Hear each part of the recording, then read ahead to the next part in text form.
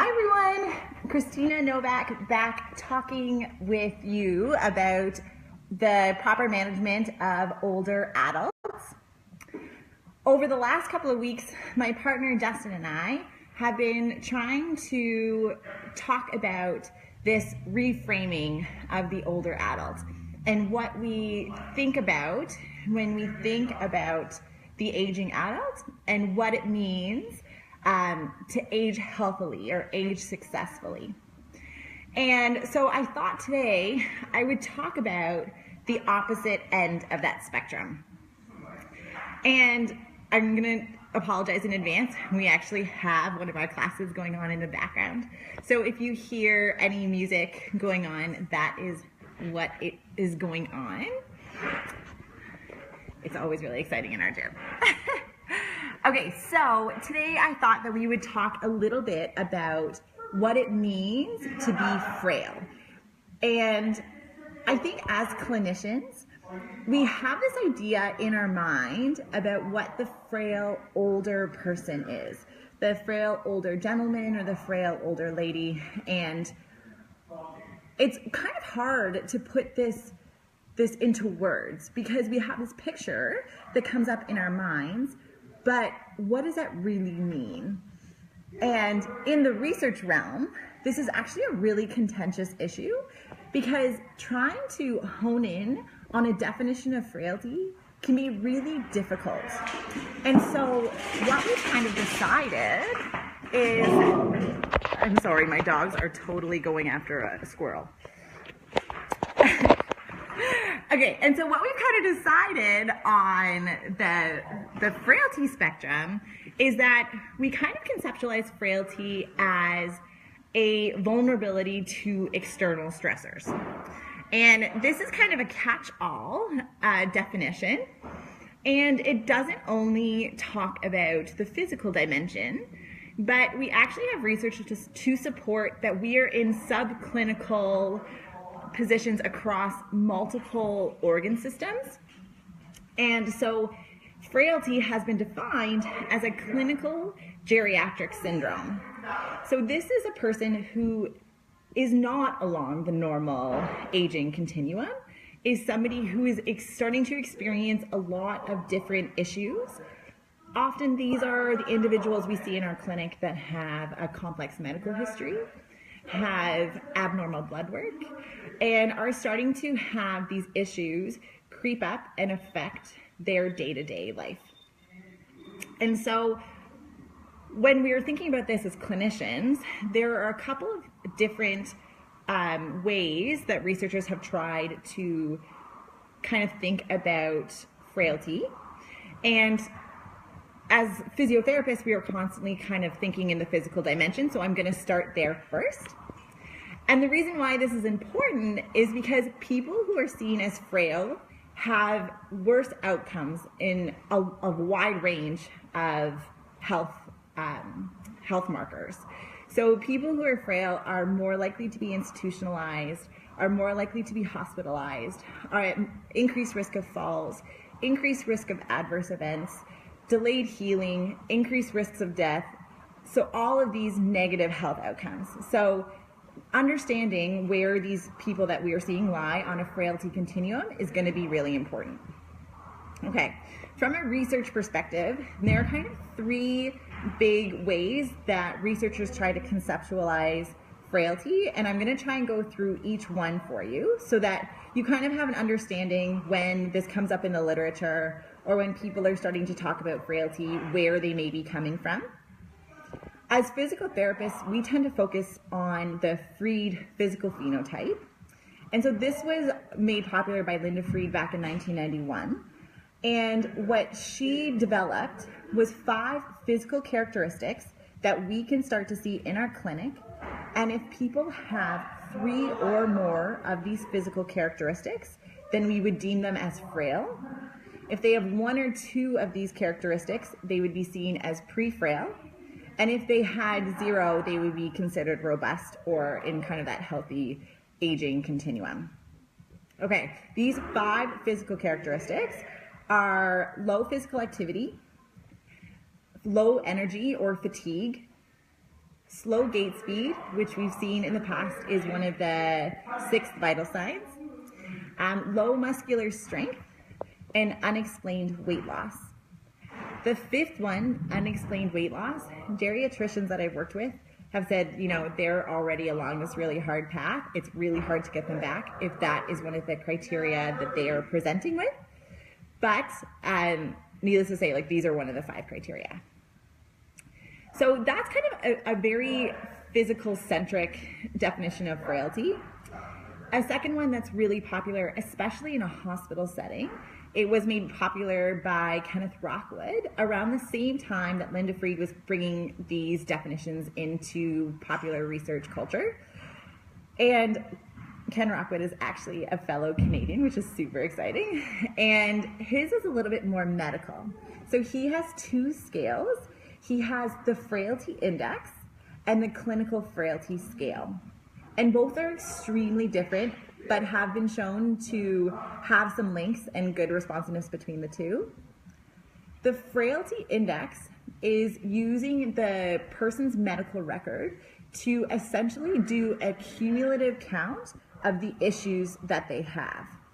And what a lot of people like about the Frailty Index is that it doesn't matter what is on this medical record. As long as there's over 20, 30 plus items, then it's shown to have the same validity. What I mean by that is if one medical record asks about things like high blood pressure, hypertension, but then asks about little like dementia and another medical record doesn't, that doesn't mean that one is more valid than the other. It just means that the items that you're starting to control for are slightly different. The thing about the Rockwood Index is that it has had the same links to adverse outcomes in different hospital settings, and people like it because you're already starting to collect that information around past medical history when people are admitted into hospital. So you can kind of track it over time. What's really important with the Frailty Index is that we also have physical measures. So asking about self-reported issues with different activities of daily living and IADLs. And if they report difficulty with any of these, this would be a similar check mark as having an issue, kind of the same as if somebody had high blood pressure. So issues with toileting would count as a 1 point, and having high hypertension would be 1 point. And then you would sum the amount of impairments or illnesses that a person has and put it over the total number of things that you asked about. So you have this cumulative index that you're creating, and there isn't actually a cutoff score. Sometimes they say 0.25 is considered a cutoff score for frailty, but the idea is that the higher this score is, the worse we are kind of expecting, or the worst prognosis a person may have. When the Frailty Index started to become popular, some people said, this is kind of cumbersome. This is a lot of work to do this Frailty Index, even though we're starting to have logarithms and things that will calculate it automatically on admission. And so they started to say, I don't need a medical score. I don't need an index. I know when a person is walking into my room if they are frail or not. And so Ken Rockwood said, okay, well, let's see if that's true. And so he developed a 7-point clinical frailty scale where it was basically after initial exam, a clinician, which was first done with geriatricians and emergency room physicians, said, okay, well, let's mark them on a scale of 0 to 7, and 7 being more frail, and 0 to 1 being robust and normal functioning and doing very well. And let's see if this matches up with the Frailty Index. And so the research on this is still kind of new and coming out. It's been less than 10 years that the Clinical Frailty Scale has been going through studies for validation. But we are starting to see that clinicians have a pretty good idea about a person's function, irrespective of having a frailty index or a composite score.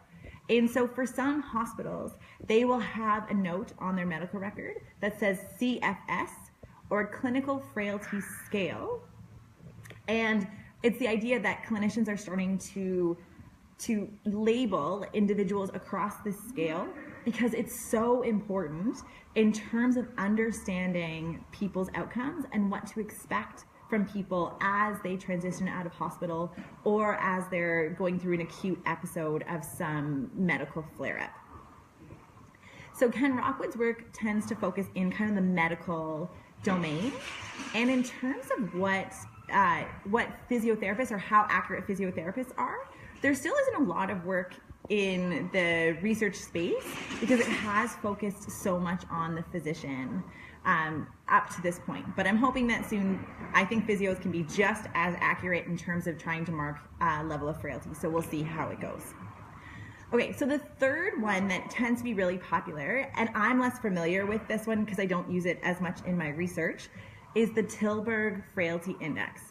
And the reason why I wanted to mention this one is because one of the big drawbacks, or one of the things that people are really saying is a negative to a lot of the frailty definitions, is that we are focusing on just the physical domain. And so the Tilburg Frailty Index adds the psychological and the social domains that has a little bit more biopsychosocial context and asks different questions. I believe it's self-report on each of these three domains. And so some clinicians prefer the Tilburg Frailty Index because it kind of gives you a little bit more of an idea about environmental supports and social supports when you're talking to an individual and trying to classify them across the frailty continuum, because some people may argue that this vulnerability gets exposed more for an individual who doesn't have those supports versus a person that does. So those are kind of the three. We have the Freed physical phenotypes, and there actually are defined physical tests around usual gait speed and grip strength that we use to operationalize those definitions. We have the Rockwood Frailty Index and Clinical Frailty Scale and the Tilburg Frailty Indicator. So TFI is the name of that test. And as I talk about the Tilburg test in particular, there has been this shift that's happened in the frailty literature because the definition of frailty is so broad and talks about this vulnerability. With the rise of cognitive issues and dementia happening in our aging population, there's almost been this dichotomy that's happened where people have separated frailty and started to express frailty as either physical frailty or cognitive frailty. And this is a hot topic in the frailty research realm because classically, frailty was not seen as something that was cognitive. Cognitive issues will definitely contribute to a person's physical frailty status. But there's been a rise in saying, you know, if frailty is considered a vulnerability to stressors, why isn't our cognitive capabilities a second issue, like another vulnerability that we need to consider? And underneath this umbrella, this clinical geriatric syndrome, and what can we do about it? And do we need separate definitions? And is one definition just as good as the other? Can we do a physical characterization as well as a cognitive characterization, and are we getting better results? And these are still some of the questions that we're trying to figure out, and some of the things that as clinicians who are working with older adults, understanding where a person is at cognitively is so important to our course of care and our exercise prescription and their ability to get to our appointments, that I think that it's something that it's really important for us to consider as well. All right, that is it for today. I hope that you guys found that useful. If you have any questions about those definitions, let me know. My research focuses on the Freed Frailty Scale, but I do have some familiarity with the other scales if you guys are looking at incorporating some of that into your clinical practice, which I hope that you do, because it's really important to some of our outcomes. And as always, I will see you guys in a couple of weeks, and have a great day. Bye.